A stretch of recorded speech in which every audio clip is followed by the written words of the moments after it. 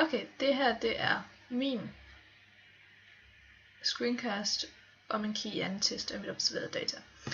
Her har vi mit observerede data om min hypotese af, at unge kvinder er mere interesseret i politik end unge mænd er. Mit observerede data er her, og jeg har en enkelt fejlkilde her, og jeg ser bortset fra nogle svar, der hedder noget interesseret i politik, kun lidt interesseret i politik, og ved ikke.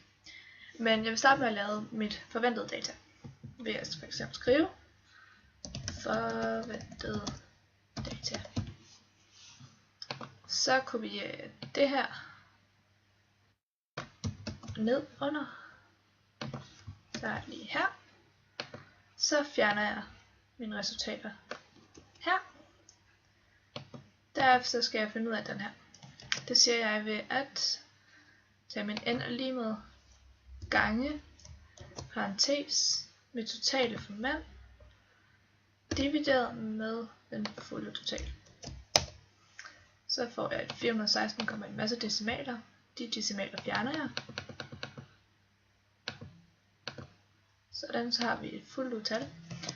Det samme gør vi med kvinder, hvor vi igen siger gange med vores parentes total for kvinder, og dividerer den med total for dem alle sammen.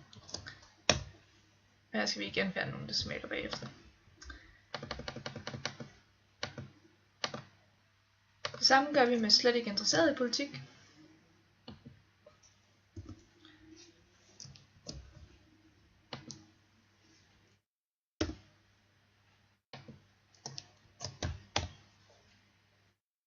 Hele vejen igennem kommer vi til at skulle fjerne decimaler, fordi Excel lige synes, der skal være decimaler i.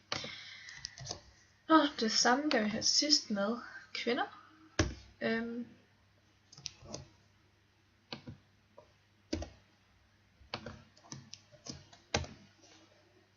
Her sidst fjerner vi også lige den.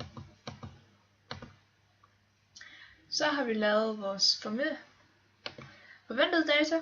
Så nu har vi både vores observerende data og vores forventede. Så skal vi til at lave en Key-test. Og der skriver jeg P. Og her går jeg ind i mine formler og siger indsæt funktion. Og så går jeg lige i gang med at finde min Key-test. Og den var der. Venter lige på den kommer. Så skal jeg sige hvad for noget der er med observerede værdier. Det er dem her. Så sætter jeg min forventede værdi ind. Og trykker jeg OK, og skulle den meget gerne give mig et tal. Den giver mig en 5,8. Hvilket viser at den er over 5%, og derfor skal jeg forkaste min nulhypotese. Og derfor er det bevis, at unge mænd er mere interesserede i politik end kvinder er. Så derfor skal jeg holde mig til mit observerede data, som også siger, at mænd er mere interesserede i politik end kvinder er.